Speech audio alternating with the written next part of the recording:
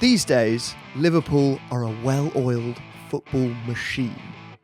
But back in the 90s, the likes of Robbie Fowler, Jamie Redknapp and Razor Ruddock were the ultimate Premier League playboys. Oh, Redknapp! It's 4 for Liverpool! They dated page 3 girls, necked 25 pints after matches, and pissed themselves to scare off defenders. You know, this is just our way of relaxing a little bit, and we have got a few jokes in the team, but we all enjoy ourselves. From shagging the manager's daughter to guzzling 212 steak and kidney pies a year, meet the Spice Boys.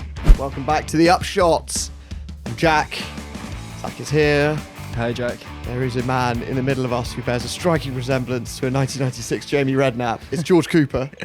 Hello, Jack. How's it going, mate? Hello. For the benefit of people who aren't watching on YouTube, George is decked out in the famous white suit that the Reds wore at the 96 FA Cup final. It's actually a coincidence. All my other clothes are in the wash. So You've actually got the exact outfit, the blue shirt. I always knew this day would come. Yeah, I was going to say that literally could be the suit that they were wearing. Yeah, what can I say? I'm a big fan of that particular era of Liverpool. No, it's the first time I've ever worn this, and probably ever will. Oh, this is unworn. Unworn. Straight from Armani, just like the Liverpool ones. In with the rest of them. Were they wearing a candy striped tie using masking tape? Because it really works. The Jack, our producers, lovingly fashioned for me. Yeah, it does work. Yeah, and obviously you've got sunglasses on, I should say. Yeah. Which, to be fair, it's quite bright in here.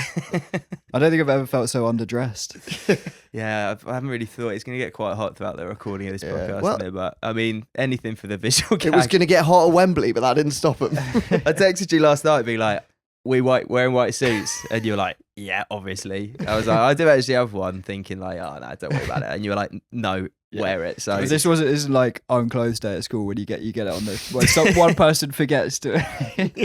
Is that in comes reverse? in uniform? yeah. It's a hell of a look. I think it looks great. It looks great. It's I think you should wear this every day. An acquired taste. Because they got laughed at a lot for wearing those suits, but even looking back at the pictures, we'll get onto it later. It's a good look. You think it's like the fact that they were all wearing them? If one of them had it, would be like, all right, David Jones is looking sick. Jason McAteer, Phil Babb. It's a good question actually. Who pulled it off best? I mean, David Jones probably. He's an Armani David, model, yeah. And he bought Jamie Redknapp as well. He looks pretty good. He was I think a they look hottie. great. I mean, so this episode, in some ways, I think is the sequel to the Crazy Gang episode that us three did. Because the Crazy Gang episode sort of like 80s going into 90s, it's still quite like shitting in people's shoes, beating up your teammates. And then the Spice Boys, which are the next sort of like colourful gang, this is more from the era of like, right, we're making proper fucking money now and we're going to spend it. Do you know what I mean? It's a little bit more It's sort of a Playboy. fusion of the two things, because they were still, as we'll come on to, shitting in shoes and Good point.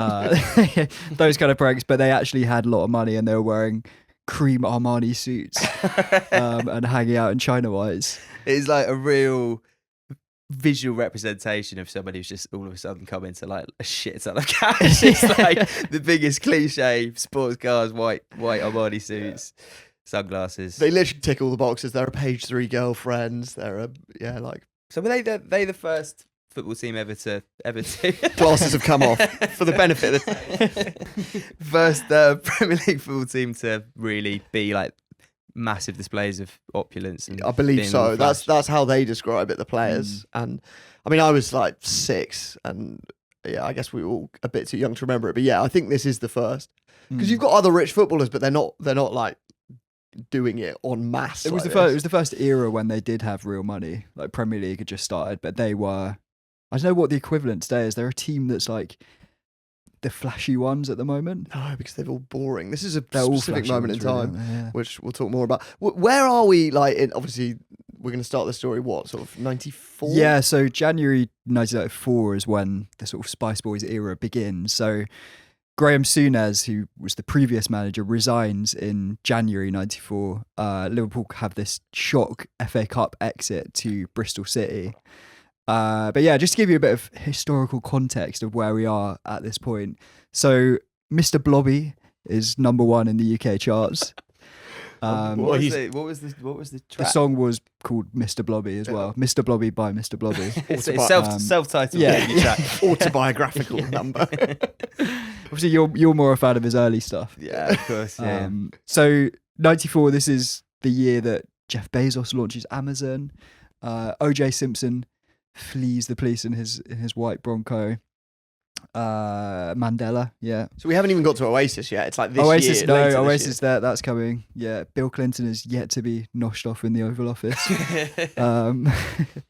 It's also something quite funny about Graham Souness being the precursor to it, because it was like he was the one keeping the lid on it all. Yeah. Yeah, with his yeah, moustache and dour demeanour. Exactly. And as soon as he left, all bets Is that were off. basically what happened? That's kind of what happened. So his place in the Anfield dugout is taken by Roy Evans, who's this quite softly spoken Scouser, has no managerial experience before this. He'd been a coach at Liverpool for 20 years or so, but never had a top job himself. And he's taking over from Souness, whose reign was a bit of a disappointment, really.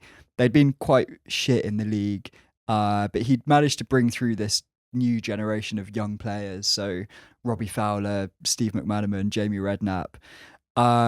And yeah, he'd had this quite disciplined approach to training. So he'd been in Italy before and kind of tried to like implement that sort of approach to training, which didn't go down well with this old breed of English players who enjoyed their pints after matches and shitting in each other's shoes. So then when Roy Evans takes over, the players are kind of looking forward to things being a little bit more laid back. Very quickly, though, they start to take the piss. So the players cook up this game where they compete to steal Roy's parking space at the training ground. So even the reserve team players are taking part in this, just winding him up. And when he's doing press conferences, he had a mobile phone, so they'd call him during his press conferences and try and get him to call the journalist a cunt. Why is he answering? He's sort of got this like henpecked school teacher vibe. Substitute teacher. Substitute teacher, yeah. So Stan Collymore tells this story about coming into the dressing room and Robbie Fowler's got Roy in a headlock, giving him a noogie, just like ruffling his hair. Which, yeah, you can't imagine Gary Neville getting away with that with Fergie. Yeah, or anyone with Souness. Yeah. So it's like an overcorrection. Is there any Premier League manager at the moment that you could see Noogie. getting noogied by their players? Maybe Fabian Hertzler. Yeah. Or just because he's young. Yeah, they don't respect him. They're breaking him in. Yeah. I think people might try that on Roy Hodgson. Yeah, he's got a bit of the Roy Evans. Yeah. Roy Hodgson but he wouldn't take that. He wouldn't take it, No, but I he think would not take he that. would try it on him because you'd think that he's got sort of like a soft side that you think maybe he's going to find this funny, and then No, but fuck Yeah. off, wrong. He'd hate that. I reckon. yeah, Who wouldn't? yeah, Yeah, true. It's really, I haven't been nuggied in a long time, but it's a both classic. painful and humiliating, which is why it's so popular with older brothers. It's also like very hard to like be annoyed. If you're annoyed by it, then that's on you, kind of thing. isn't Yeah. it? Like that's it's the perfect. And you're kind of suspended in it, and you're just like, fuck off, fuck off. You know, it's frustrating. When it's your own players that are doing this to you, and you're the manager, that is humiliating. He does finally draw the line though when he catches wind of what the midfielder Don Hutchinson gets up to on his summer holidays. So Don is over in Ayia Napa, night out in a busy bar, when he decides to strip naked, and photos emerge in the tabloids of Don standing on a table with only the label of a Budweiser bottle covering his cock. I think he's peeled it off the bottle, stuck it over. sort of like Adam and Eve with the Yeah. with the vine leaf, or Maradona with the grape. Yeah. But anyway, news of this gets back to the UK, and Roy Evans tells the Liverpool Echo, if Hutchinson's flashing his cock again, that's out of order.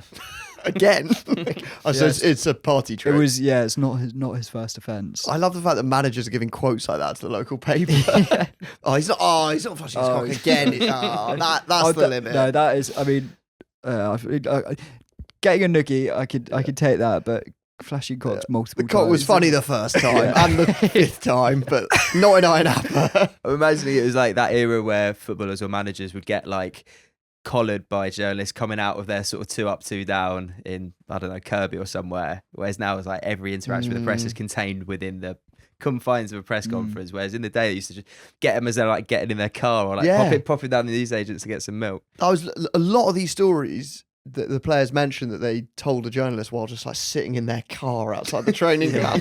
Get out.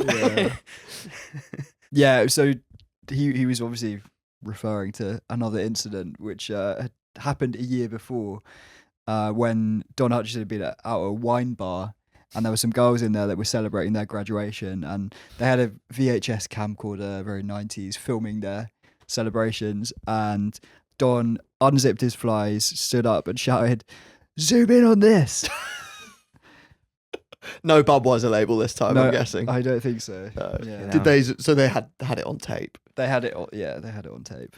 That entire Grainy scene, the VHS. wine bar, the camcorder, it's just beautifully 90s. Yeah, it really is. The flashing. Yeah. Also very important what sort of part of education they're graduating Yeah, from I was there. wondering. Primary school. Yeah, just done the SATs. I was wondering that. Yeah. Oh, so when Roy Evans says "not again," he's referring to Yeah. okay. Yeah, It is starting to become a regular thing with Don. Yeah, well, after that Iron Apple incident, Roy finds him $5,000 and transfer lists him. So yeah, he does. He sells him to West Ham in the end. There where is a apparently, line. yeah, at West Ham, his nickname was Budweiser. Would a Budweiser label? I feel like it would end up wrapping around the cock more than covering it. Depends whether it's coming Yeah. out of an ice bucket or Yeah. whether it's been. How wet is it? Then it's like clinging onto anything. That's probably the optimum. Yeah. The optimum iteration. So Roy does draw the line at that. Roy draws the line Right. at flashing. Yeah, Yeah. which I guess is a sexual offence. Yep. You might have anyone on his team sheet who's also on a register. Yeah. Flashing is one of those that, in certain contexts, it's sort of funny, and in others, it's very much not. Oh, I don't think he was doing that for sexual pleasure. No, he wasn't in like a trench coat. He was like Your a Honour.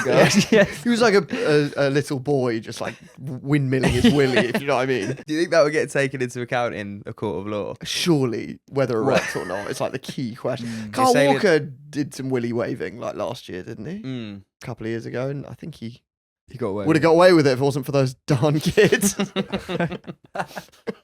I think Iron Appa's sort of the place for it, really. yeah, that's For- willy for waving, that especially kind in the 90s.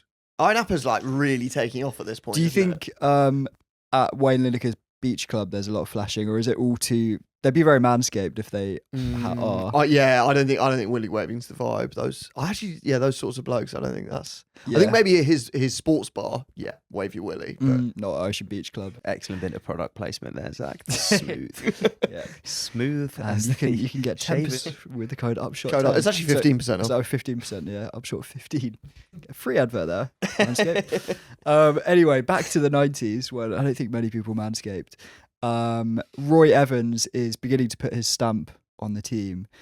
So that summer, 95, he signs John Scales and Phil Babb and really starts to build his team around this young core of McManaman, Jamie Redknapp and Robbie Fowler. David James is in goal as well. Neil Ruddock at centre-back. And Evans plays this real free-flowing, very attractive football where his players are given a lot of freedom. And that freedom extends off the pitch. So this is really when the Spice Boys era that you think of kicks off. Like we said, Premier League is in its infancy. Big money's flowing in, and Liverpool with this young, exciting squad really embody the glamour of that. And they party hard.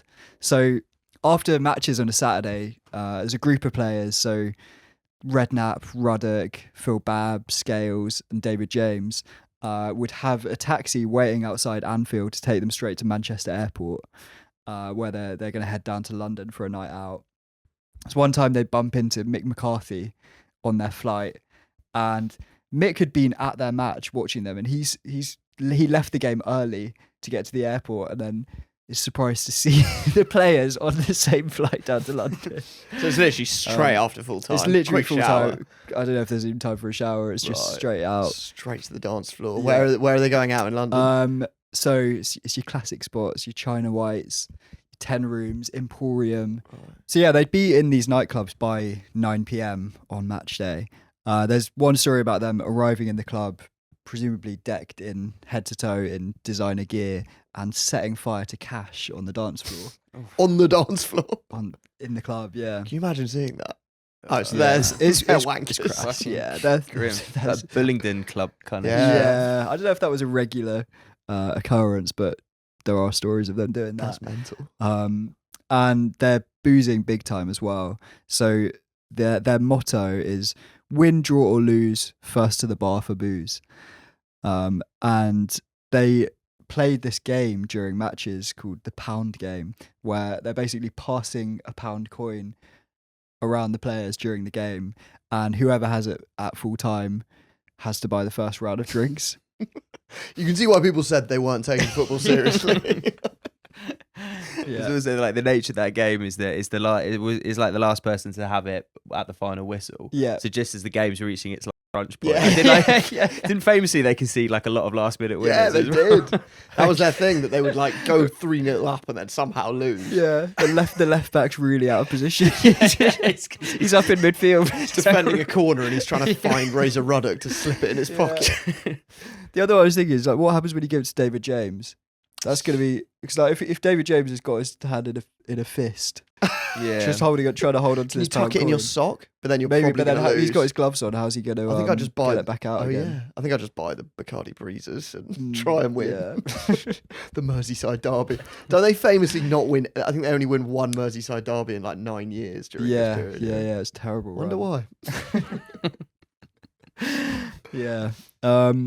Not all of the squad are going down to London though every weekend. So Razor Ruddock and Dominic Matteo prefer staying at the local pubs on Merseyside, which is quite nice. You know, blending in with the locals a little bit. They're not taking it easy though. So Matteo said on an average night after a match, they'd have 20 to 25 pints of Guinness, bottle of port between them, plus some shots. And 25 Guinness. I like Guinness, but after 10, it's pretty heavy. Port as well. Footballers love port though, don't they? It's quite sweet, I guess. Yeah, what was that cocktail that they used to drink in Cheeky the Vimto, yeah, port and blue WKD. It does taste like Vimto. Yeah, I'm sure that's right up their street, Yeah, that kind of thing. Apparently then they'd reconvene on the Sunday morning at 10 a.m. for a champagne breakfast and then another 12-hour session. Just that along with the pound game. Yeah. It's all starting to make sense. So you're either with the guys necking Bacardi Breezers at China White, or you're like in the old man pubs. But either way, you're getting fucked it's all weekend. Either way, it's a big old sesh. And yeah, despite this quite unorthodox approach to fitness, Liverpool do have a decent season that year. They finished 4th in the league, which is an improvement on the Souness era. And they win the League Cup as well. So it kind of seems like they're on the up. That League Cup does end up being the only trophy of the Roy Evans era, unfortunately. Yeah. So still, they won silverware. Yeah. So not complete underachievers. Anyway, having won the League Cup, they're like, right, we need to go up a notch to try and challenge for the title and for bigger trophies. And that summer, Roy decides that Ian Rush has sort of reached the autumn of his years. It's time for the glue factory. And he identifies Stan Collymore as his replacement. So Stan Collymore was on red hot form for Forest. They'd come up, I think, the season before last, and he was doing sort of 25 goals a season. Real danger man up front. And a lot of clubs were vying for a signature. You know, your Blackburns, your Newcastles. It's very competitive. And, you know, Stan's like, can't quite decide between all these clubs. And so on the penultimate weekend of the season after Forest had played, he decides to go on a night out with some of the Liverpool lads. And he meets up with them in London, just, you know, see what they're about. Is this a sort of culture that I think I'd thrive in? And they meet him in a London hotel, and they're like, "Oh, come up to our room." So he heads up to the corridor where their rooms are, and he notices one of them, the door is ajar. So he goes to the door, looks through the gap, and he sees an unnamed player propped up on the bed. I'll read out Stan Collymore's quote. He said, "He was sitting propped up on the bed, hands behind his head, looking like a prince. Further down the bed, 2 girls were busy sucking him off." Both of them working away at him and him just sitting there watching them go. I stared at it all for a second in disbelief. Welcome to the Premiership, I thought. And not long after that, he signed for Liverpool. So apparently it's Robbie Fowler, although I should say Robbie Fowler vehemently denies that. Robbie Fowler in his book is just like, well, why would the door be open? That's ridiculous. So It's sort of the Premier League equivalent of like a Roman emperor sitting there with like Grapes. peeled grapes being dropped into his mouth. but it's page Probably, three girls yeah. working away in Stan Collymore's words. Working. I just love the idea that that's like in the heat of all these clubs battling for a signature, and then like a month later he's like, Liverpool. Yeah. It's actually, so they pay 8.5 million for him, which is an English transfer fee record, smashing what United paid for Andy Cole. So this is big money. This is like a Grealish style transfer fee, recently. But so Stan gets there and he's probably expecting to sort of join in with this wild life, hoping for some blowjobs in plush hotels. But unfortunately, he's in for a nasty surprise because the club arranged for him to move in with David James. So David James is the Liverpool goalkeeper and all-round nutter. Apparently on Stan Collymore's first training session, they're like, oh, so whereabouts are you living? And he's like, oh, I'm going to be living with David James and his wife for a bit. And they all just burst out laughing. And they're like, he's mental. And so they tell him that they're like, he's an insomniac. He goes really crazy at night. Apparently, sometimes he works himself up into a state, and he has this little woodland at the back of his house, and he has to just go out there and start chopping wood, just cutting down trees, just to like relieve his tension. That's proper like axe murderer stuff, isn't it? It's the sort of shit that you see pop up on like Instagram reels for like men's kind of like mental health woodland retreats where like a load of blokes stand in a circle and just shout at each other as loud as they can. Caveman shit. Yeah. Well, David James was ahead of his time for that. The players also tell Stan that David James once, just for no real reason, just drove a Mini Cooper car straight into his own swimming pool. Collymore says living with him was fucking weird, but even worse was rooming with him on tour, because they're like, oh, you guys live together, so you'll be rooming together. And he's like, oh, fuck's sake, more David James. And they go on this pre-season tour of Ireland, and they're in their room just really bored, and David James calls reception. It's like, can you bring up some videos for us to watch?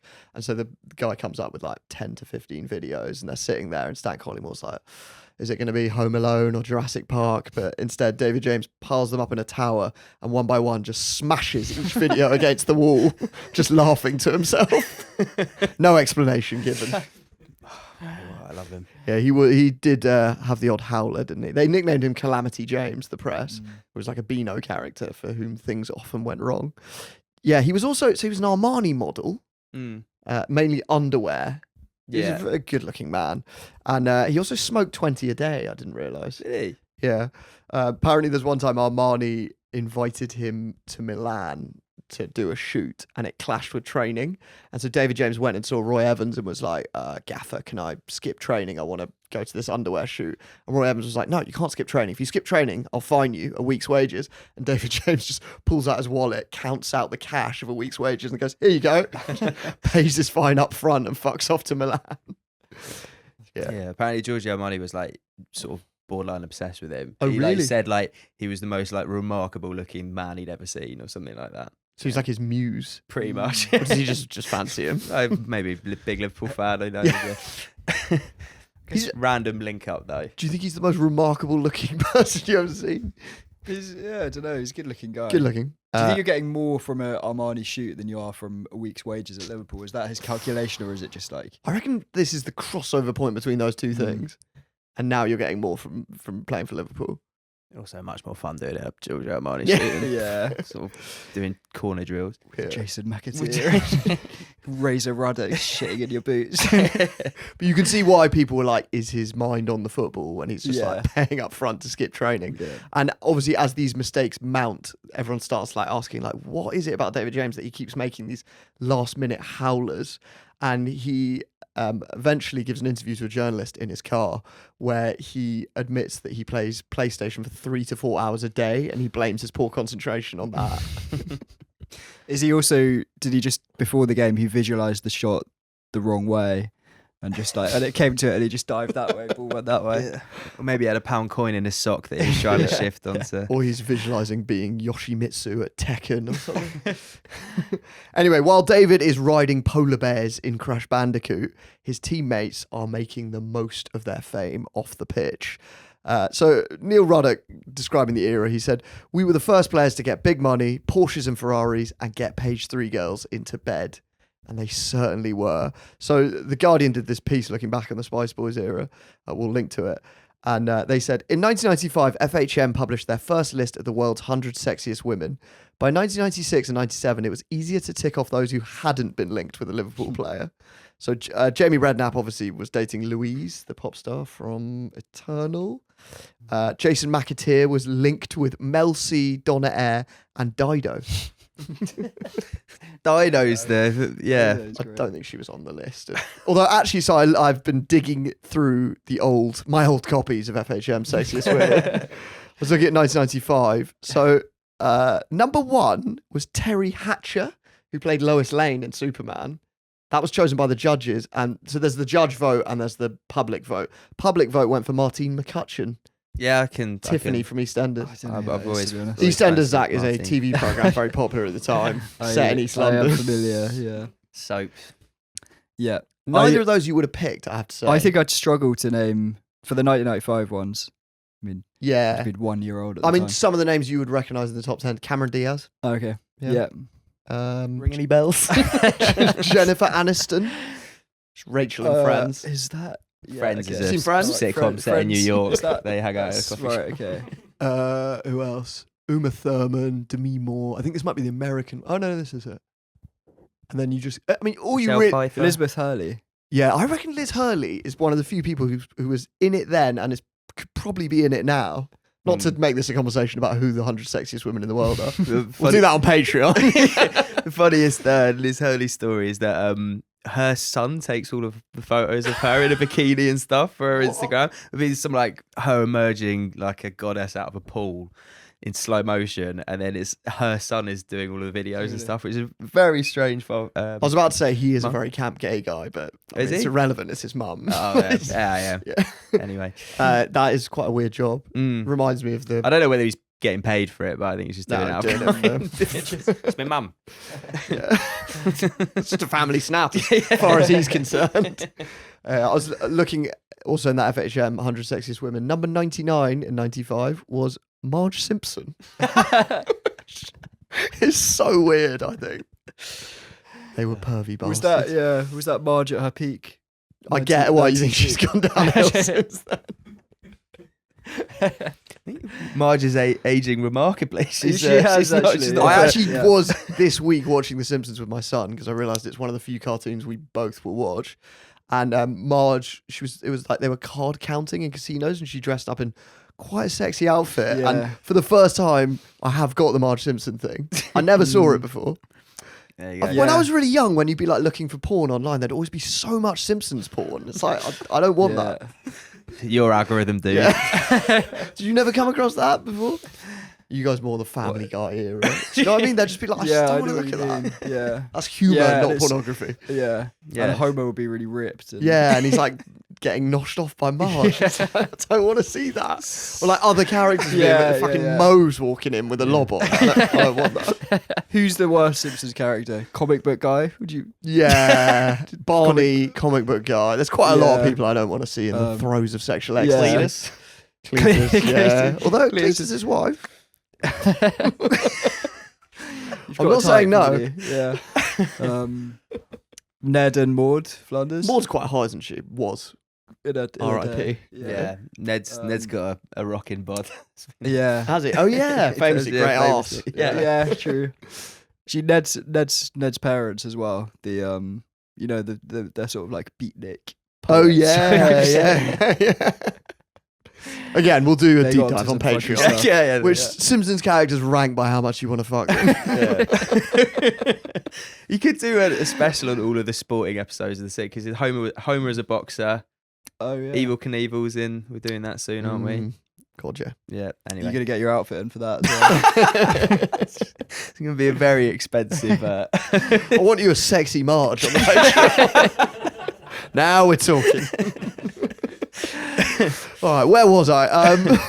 Yeah, so the FHM list. So we'll do a deep dive on Patreon. I won't bore you with further of it. Anyway, the Liverpool players are going out with a lot of these heartthrobs. Phil Babb actually begins dating glamour model Joe Guest, which is sort of seen as the moment it's approaching satire for some reason. I don't know what Phil Babb's done to deserve that, but he's got a funny name, I guess. Phil Babb was the one who did the slide tackle into the post, right? Yeah. Was that pre or post Joe Guest? Yeah, that was the end of the Joe Guest. Yeah. As for Jason McAteer, I'm not exactly sure what Dido and Donna Air see in him, but it's probably not his towering intellect. So there are endless stories about Jason McAteer being a bit simple. Most famously, he was in a pizza restaurant and they asked him, how many slices do you want your pizza cut into, 4 or 8? And he replied, just 4, please. I'm not that hungry. Apparently there's this other time they all went on holiday together and it was like 35 degrees. It was boiling hot and they were going to the beach and they're bringing drinks and Jason emerged from the flat with a bag of ice and they're like, oh, Jason, no point bringing that. Like that ice will be melted by the time we get to the beach. And he goes, oh yeah, good point. So goes back in the house, gets another bag of ice and goes, all right, don't worry, fellas. When that one runs out, we can use this one. He also apparently got locked out of his car once and the police were trying to get him back into it and they told him to go and get a coat hanger to pick the lock and he brought a wooden one. So yeah, not the sharpest tool. But anyway, still doing well on the romance stakes. And it's not just female celebs that the Spice Boys are cozying up to. Defender Rob Jones, who's generally quite a otherwise quiet guy, he's really good mates with Robbie Williams, who in 95 is in the midst of his breakup with Take That. He's really starting to accelerate the boozing and the drugs. And so naturally, manager Roy Evans invites Robbie to start attending their training sessions. And when they make the away trip to Aston Villa, Robbie is invited on the team bus there and back. For what possible reason would that? Just Has for a laugh. he's been up all night, surely, as Yeah, well. I reckon he's probably hitting the bag on the bus, if I had to guess. In the toilet cubicle at the back of the bus. Yeah. But apparently Roy Evans is like really keen for him to be on board. I guess he's very famous pop star at the time. Anyway, that season, 95-96, is actually pretty successful for Liverpool. Robbie Fowler and Stan Collymore proves to be a red-hot strike partnership. They score 55 goals between them. It's huge. Although they actually don't get on. So apparently on his debut, Collymore like yells at Robbie Fowler being like, you should have passed. And Fowler just screams, fuck off. And he said, that was the last time we spoke in the 2 years I was at Liverpool. Wow. They just don't talk. Anyway, as well as banging them in the league, Liverpool have a bit of a run in the UEFA Cup, which they've qualified for. And in the first round, they're drawn against Russian side Spartak Vladikavkaz, who they no longer exist, actually. I was looking into them. But at the time, they were in the UEFA Cup on merit. And when the Spice Boys hear that they've drawn a Russian side in the UEFA Cup, they're picturing themselves promenading through the Red Square with these gaggle of fur-clad post-Soviet mega babes. Unfortunately for them, though, Vladikavkaz is 1,000 miles from Moscow. It's in South Ossetia, not far from the front line of a brutal war against the Chechens. So it's a pretty different vibe. This is how Robbie Fowler describes it in his book. He says, Vladikavkaz was, to be tactful about it, an absolute fucking shithole. There were insects climbing the bedroom walls that Dr. David Bellamy would struggle to identify. Dr. David Bellamy was a TV botanist, sort of the Attenborough of the plant and insect kingdom. I reckon Stan Collymore would still go out dogging there, though. It's like mortars falling down around him. I actually think it sounds like quite a sort of exhausting. There aren't many places on earth left like this, Yeah, I mean, they wouldn't. That fixture wouldn't get played now, would it? If there was a. They weren't in the war zone, but they were near. Got you. Yeah. I think he was more saying it was just shit anyway. It's just like post-Soviet, neglected part of the country. Kind of an interesting place to go to, but you probably don't need to stay long. Yeah. Robbie says no one ate or slept for 24 hours. But they do win 2-1, so they get away with it. And on the flight back, they're all knackered, having not eaten or slept. So they all pass out until some drama awakes the entire squad. So Neil Ruddock and Robbie Fowler give very differing accounts of what happened next. So what Robbie Fowler says happened is he woke up and he looked down and someone had cut his trainers up with scissors. And then he knew he had a spare pair in his hand baggage. So he went up to get his bag and that had been cut up into ribbons as well. And he's really angry. Quite hard to do. Yeah. Cut up a pair of Yeah, what trainers. sort of weapon are you carrying on a plane? Pre 9/11. Yeah. Just to place this in history. Anyway, so Robbie says to retaliate, he then cut up Razor Ruddock's shoes because he was pretty sure it was him. Neil Ruddock accuses Robbie Fowler of a slightly more heinous crime, I would say. So Ruddock, in his book, says that he woke up. He then needlessly mentions that he woke up with a semi on for some reason. He's like, he actually makes a good point though. He's like, I always find on a long plane journey, if I wake up, I've often got a semi, which I would agree with.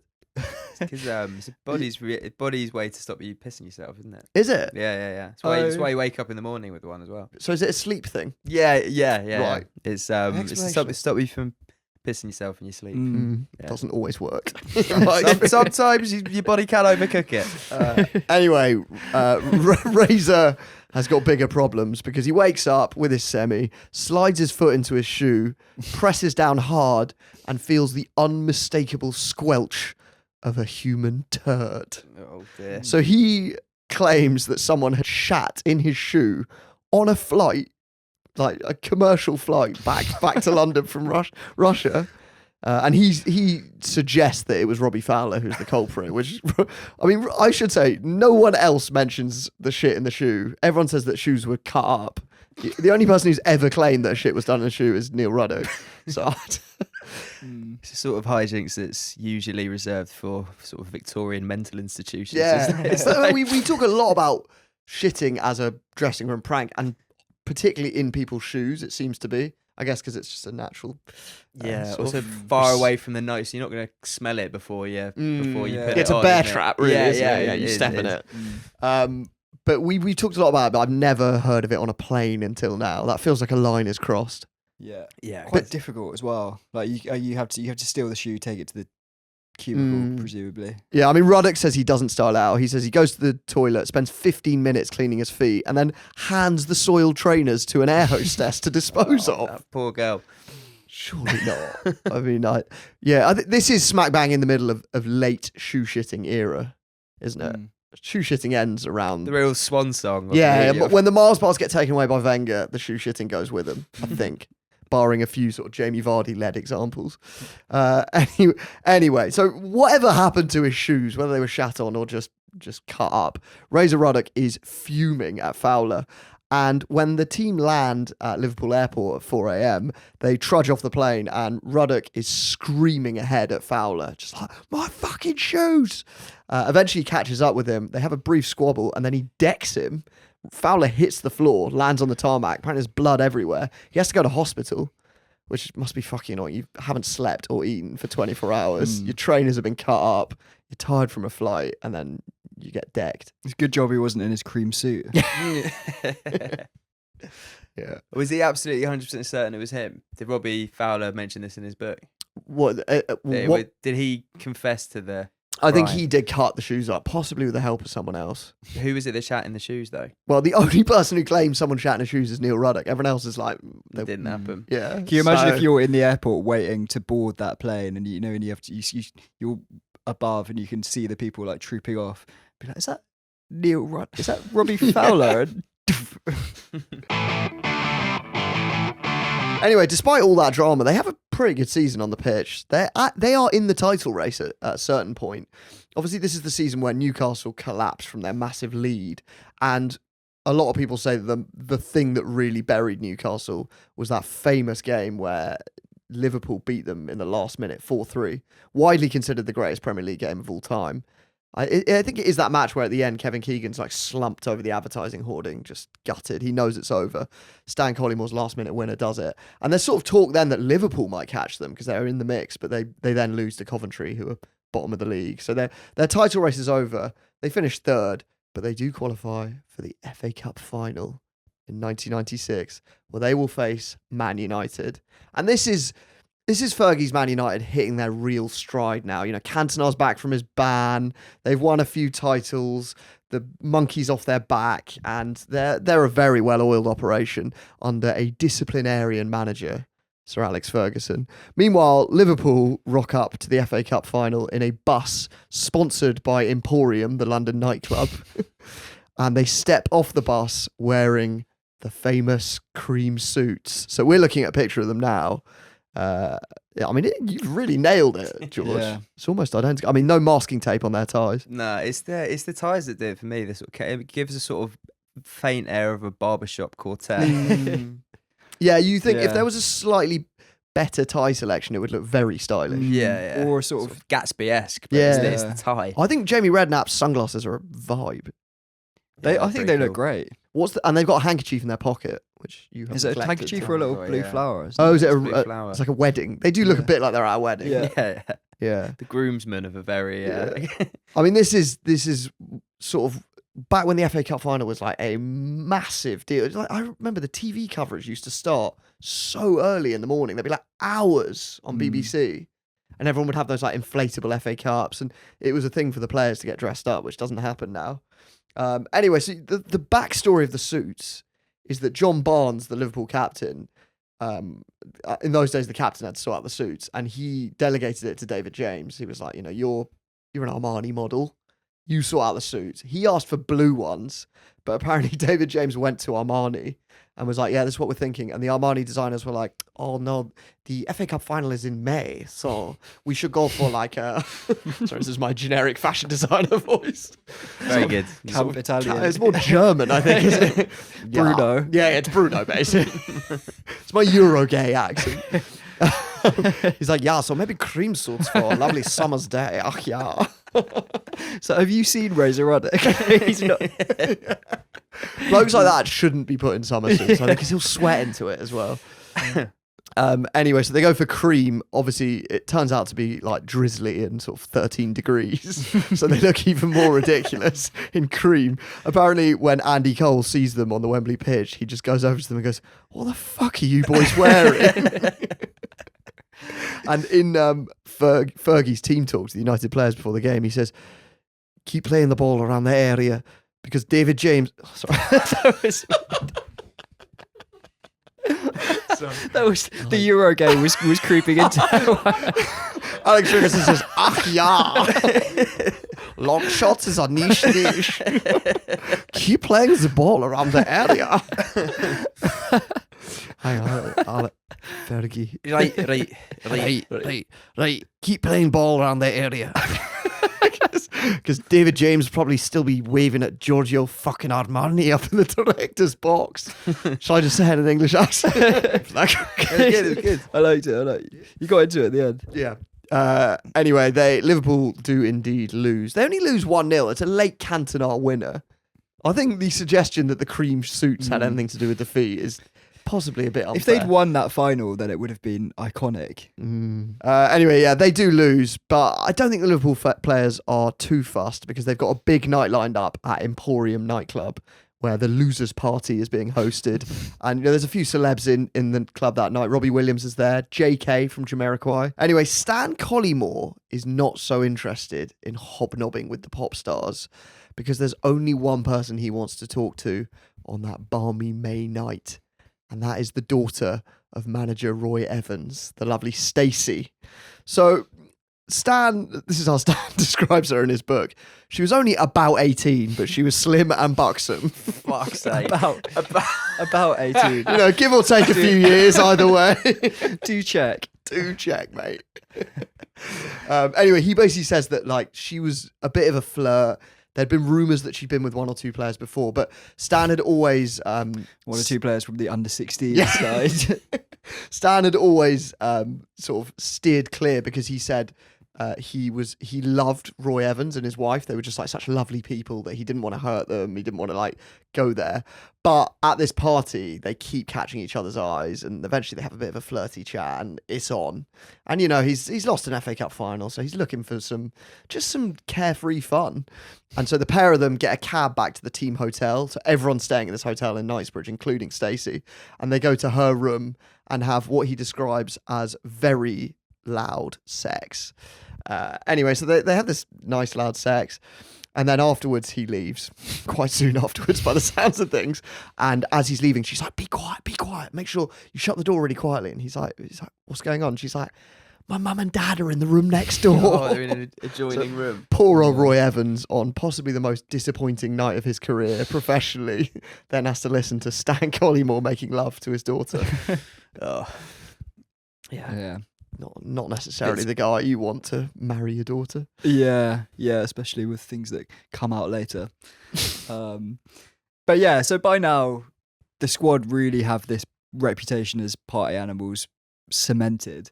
And in 1997, the Spice Boys name is coined. It's actually by a Daily Mirror journalist, because this story goes around that Robbie Fowler's dating Emma Bunton, Baby Spice, which it turns out to be bollocks. He wasn't dating her. And actually, judging by his chat up lines, it's sort of a surprise that Robbie dated anyone at all. So apparently his favourite chat up line was, "Do you like jewellery? Well, suck my cock. It's a gem." Fucking Route 1. Yeah, it's quite. Gotta respect horrible. Route 1. Yeah. I think it's easy to forget. I remember Jason McAteer talking about this in something I read for this episode, that like women were just swarming on you as a footballer then, because I don't know, like the money and the fame's really flowing in. Footballers are sexy now, and so like they basically never have to learn how to actually chat people up. It's just that sort of talk. John Terry had some quite horrible ones as well, didn't he? Yeah, he did. I can't So did that line not work on Emma Bunton? Weirdly, well, yeah, strangely not. I think he probably had quite a lot of competition in those days. Is this when Beckham's going out with Posh Spice? So like the press really want Spice Girls, pop music, football overlap. Yeah. And the Spice Boys name does stick. Jason McAteer kind of disputes the name. He said, "I could never be a Spice Boy. Although Robbie Fowler could be. He'd be Ugly Spice." Cruel.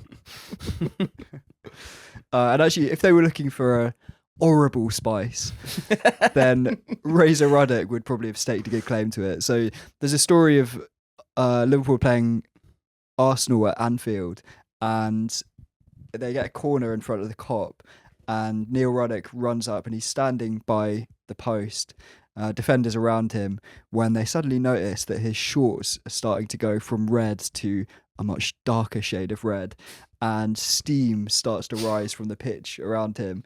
And he just fully pisses himself standing up. And Lee Dixon and Tony Adams, who are supposed to be marking him, just sort of backing away. So that is just to win a bit of space from your marker at a corner. Yeah. I mean, kind of respect it. Sort of like those Beatles that let off when they're under threat. But, you're a skunk. Yeah, a skunk. To be fair, Erling Haaland farts, doesn't he? He said he like deliberately farts to try and put defenders off. Oh, given his diet as well, he just eats like Yeah. chicken livers. liver. Yeah. Pissing yourself a bit far, maybe. Gary Lineker said it worked for him as well. When he shat himself. It's quite a good tactic, really. I feel like pissing. You do have to plan quite far ahead, I guess. And after. Yeah. What are you doing then? You're just wet. And by this point in his career, Razor Ruddock's fitness is leaving a little to be desired. Obviously, we were saying before, he's got this habit of having 25 pints of Guinness after a match, which probably doesn't help. And at some point, the Liverpool fitness coaches decide he's got to lose a bit of weight, and they get him on a treadmill. So this coach explained to him, "Look, I'm going to set you on there 30 minutes. I'm going to come back and check out how you're doing." And this coach goes off up the training pitch to supervise some other players' training. And Razor jogs for a few minutes. And when he spots this coach at the other side of the pitch, he hops off, grabs a bacon and egg sandwich out of his bag, and sits down with a copy of The Sun. And then 30 minutes later, when the coach comes back, he hops back onto the thing, douses himself in water so that it looks like he's soaked in sweat. And this physio comes back in and it's, Razor, fuck you know, top lad. Like, look at all the other players. Like, this is a model professional. This is what you lot need to aspire to. So unsurprisingly, with antics like that, Razor doesn't shed the pounds, and the coaches decide, in order to get to the bottom of this, they get him to fill in a food diary. And he brings his food diary back in, and it reveals that he's eating 212 steak and kidney pies a year. Which works out at one every 41 hours. That's quite a habit. I don't know where he's getting these steak and kidney Every pies. 41 hours. I quite like the idea of him having like an alarm that goes off. Yeah, it's time. There was that Chelsea boss Sarri who he did like 60 cigarettes a day, which when you work out how many, it's like one every 7 minutes or something. I just when you put it into that context, Is that every do you have to factor in sleep? every waking hour? Yeah. So say average person's up 16 hours a day. It's like every 7 minutes it was having a fag.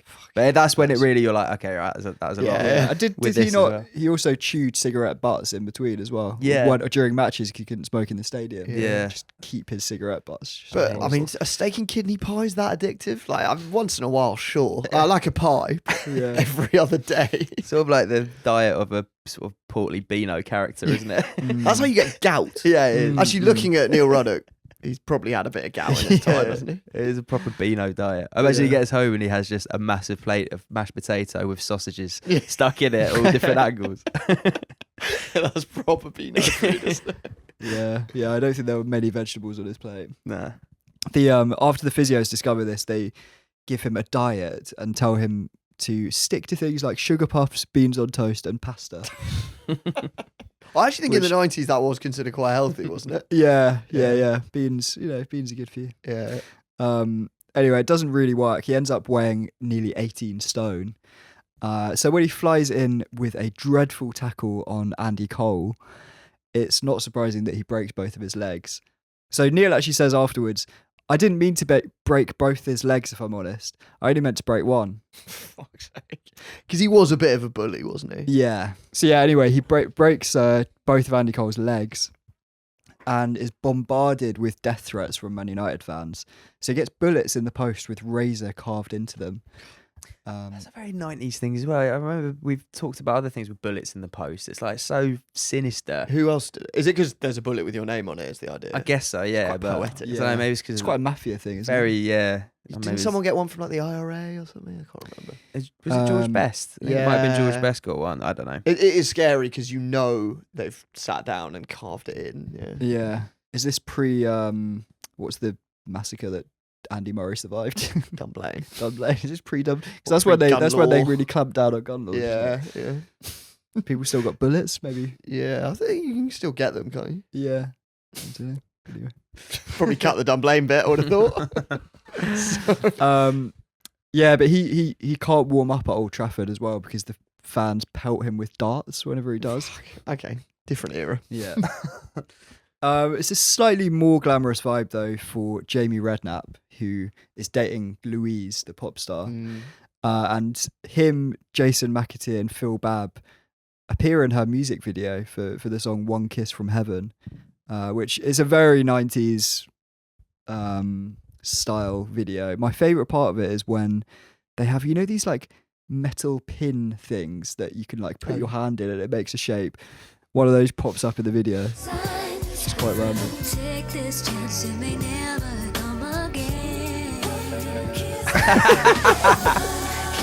Thing is, you laugh at that toy, but it was probably like people queued for hours outside shops to get that at Christmas. That was like toy of the year. Yeah. That, Slinky, Lava Lamp. Yeah, Diabolo. Yeah. When's the like cut ball thing? That's a bit earlier, isn't it? Yeah. And then Furbies are like the sort of evolution of all that shit. That's the thing. Are you, like, are there sort of toy of the year sort of things anymore? Like those kind of Countdowns. original kind of proper games where they're like Everything's- mechanical. Yeah, I don't want it to have batteries.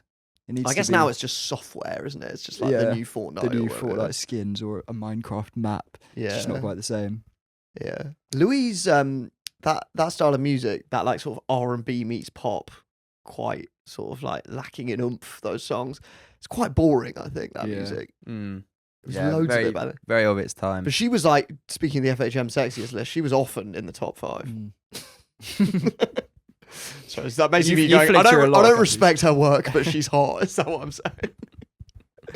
Unintentionally. Yeah. Did she have a successful career? Yeah, she was in like- Eternal, wasn't she? Okay, yeah. yeah. I think she's got like several number 1s. Oh right. And Fair play. then, yeah, she marries Jamie Redknapp, doesn't she? Yeah. Until I think they only split up fairly recently. Mm. Extended cut. Yeah. Anyway, back on the pitch. Liverpool, they're doing all right. They come quite close to winning the Premier League in 96, 97. So they're 5 points clear at the top in January, looking really good, but end up tailing off pretty badly and finishing 4th. The high point, though, of that season is Michael Owen making his debut. And he scores a few goals. There's a lot of excitement about him. And the following year is really his breakout season. Scores a lot of goals. Liverpool finished 3rd. So looking quite good. But that summer, so 1998, they make the slightly odd decision to appoint Gerard Houllier as joint manager with Roy Evans, which does seem to sort of undermine his authority a little bit. Also just fucking amateur. Yeah. Why do you need a joint Was manager? this because Roy Evans was ultimately deemed not disciplinary enough? Yeah, maybe. Just get rid. You can't joint manage. How does that work on the touchline? Yeah. I'm not sure. Don't listen I to do- mummy, listen to daddy. Yeah. I haven't seen it since, have we? I don't think. Also, is Gerard Houllier like the strict? Is he bad cop? Yeah, he's back up. Is he bad cop? Because he seems quite gentle to me as well. But he chucks out a lot of these guys from the team. Yeah, doesn't he when does gets his eventually, yeah. claws in properly. Yeah. Also, Roy Evans is definitely a good cop. He's getting nuggied in the dressing room at half time, swirlied by Razor Ruddock, while Stan Collymore makes moves on his daughter. But also, I looked at Roy Evans. Stealing Roy a Evans' pencil case. Roy Evans' CV is quite interesting because, as you said, he'd never managed before, and then after this, his only other management gig is he's caretaker of Fulham. Jointly, He's joint again he's with, again with joint- Karl-Heinz he's joint- Riedler, the like Dortmund and Liverpool player. Yeah. Yeah. It's a Quite a weird- strange Was time. that only for like a month? It was for a month. Yeah, he was joint caretaker, joint manager. Why did we which keep is- making him joint? I don't know. Did Arsenal not have a joint manager thing in the 90s? There was another team that did, I swear. You could kind of see it if you were a sort of player manager and you have a joint manager. Like who's sort Karl-Heinz of- Riedler, yeah. Yeah, but yeah. Yeah, I swear there was another one, but yeah, you don't see him much anymore for good reason. Yeah. It's a disaster. Yeah, you had like iconic duos like Brian Clough and Peter Taylor, who were Mm, basically like joint managers, True. but really it was Clough who was Roy the- and Ray, Roy and Yeah, Roy and Ray. Yeah, Eddie Howe and Jason Tyndall. Jason yeah. Tyndall. Yeah. maybe they were just phasing out Roy Evans. They were, yeah. So I think he kind of sees the writing on the wall and he steps down in November of 98 and Houllier gets the job properly. And following summer gets rid of captain Paul Ince, gets rid of Neil Ruddock as well. So sort of cleaning out the old guard. And this spells the end really for the Spice Boys era.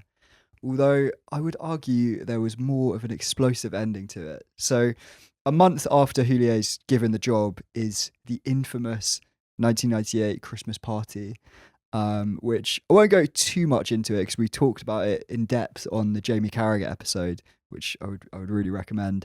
But brief rundown, it's the one where Jamie Carragher ends up smothering himself in whipped cream and shagging a stripper while Michael Owen watches on stunned in the corner. There's also a cameo from Ronald McDonald. What is the Ronald McDonald thing? So again? it's a fancy dress party, as all their Christmas parties were. Ronald McDonald's. I don't know who it was. I think it was maybe just like a friend of theirs was dressed as Ronald McDonald and did some quite lewd things with strippers. There was an undercover journalist in there who gets rumbled and gets chased out of the club. It's actually one of my favourite parts of any episode we've Yeah, done. because Ronald McDonald and Jamie Carragher's dressed as the Hunchback of Notre Dame, Yeah. and they're like getting blowies from strippers and covered in whipped cream. Yeah. Ronald McDonald. I don't want to see Ronald in that context. It's a bit like The Simpsons, really. Yeah, yeah, but I've never seen Ronald McDonald porn. Porn. Yeah. I sort of assume if you took What his about, trousers down, just like loads of those hankies tied together would come out. Do you know what I mean? Or a feather duster or Yeah. something. He's an asexual figure and should remain so. Or just a big long balloon that then models into a donkey. Yeah, anyway, that's that infamous Christmas party. So are you saying that's the end of the Spice I Boys? would say that era? is the end of the Spice Boys Well, 'cause era. Carragher's Gerard Houllier after that clamps down. Oh, so it's one last hurrah. Yeah. And because Carragher after that becomes even though he's getting up to hijinks like that, he still feels like a different breed of player, doesn't he? Like, he still feels more professional as a footballer. Him and Gerrard and Owen, Yeah. they feel like they take football more seriously. Yeah, I mean, I guess they've never experienced the crazy gang sort of shitting and shoes era. They burst onto the scene a bit later. Carragher is a laugh. Like the episode we did is really good. There's loads of fun shit, but still, the quality of that team is just not quite as like 25 pints and catching flights to nightclubs. I think. Anyway, there's still the odd moment even after Houlier's clamped down. Most infamously, the 1999 Merseyside derby, and going into it, Robbie Fowler had endured years of rumours around Liverpool that he was a drug addict, which he always accused Everton fans of starting. Apparently, people wrote "smackhead" on his door. At one point, his dad sat him down and was just like, "Listen, are you on drugs?" And he's like, "No, genuinely, I'm not." And so he decides that next time he scores against Everton, he is going to show them by pulling a bit of a stunt. And sure enough, in the Merseyside derby, Liverpool win a penalty and Robbie slots it and then decides to mock the Everton fans' rumours with his infamous celebration. He gets down in front of them and snorts the touchline. We've got a great clip here. And the referee needed no second thought. Straight away, the penalty is awarded. Materazzi rather bemused by it all. Such And cool Robbie kit. Fowler has the chance to restore parity for Liverpool. And it's very well taken. I'm not sure that's the most sensible of celebrations. Robbie Fowler, but he's enjoying the moment. And Everton's Does lead it again? less than Goes back 15 for another minutes. line. The two bits I love So about that good. are the commentary. Not sure that's the most sensible celebration. And the fact that Fowler does it twice. He snorts, his teammates pull him away, and then he does it again. In between, he does a little dance. Yeah. Also, it's like, I'll show them that I'm not a drug user. He got a lot of shit for that. Got a 4-match ban and a A fine. ban, really? Yeah. This is excessive. I mean, it's probably the only time I can think of a footballer like invoking drug use on the pitch. Oh yeah, no, for sure. I don't think there's nothing that's ever been like that since. There was actually one Frimpong, I think the Bayer Leverkusen one when weed got legalized in Germany, and on that day that he scored a goal and they just like lit up a dingy on the sideline. Because Fowler, I forgot, was like quite big on celebrations. I fucking love him. Looking at that clip, like as you said, the kit, obviously the nose plaster thing he has, the iconic look, the like fucking gel hair. wet look gel. And then just like, obviously the snorting the line celebration, but as you said, he's like dancing at the Everton fans in between. He's just so much fun. Was that where the rumor came from that he was into gear? Because he always had this nose. Yeah, he nose says tape in his thing book, too. part of the accusation was that because he obviously had the nose strip, because he's always suffered with his sinuses, but that obviously didn't help. Yeah, we should do an episode on Fowler. He's great. Also, that celebration, my mate was like, he must have been about 7 at the time, and it was obviously all over the news. And my mate saw it, didn't understand what it meant, but knew that there was like this big hoo-ha about it, and was playing like football for his like local club on the Sunday, and he scored and did this touchline sorting celebration in front of all the parents. Finally, everyone was like horrified. He had no idea what it meant. That is so good. Had to get a good old talking to about it.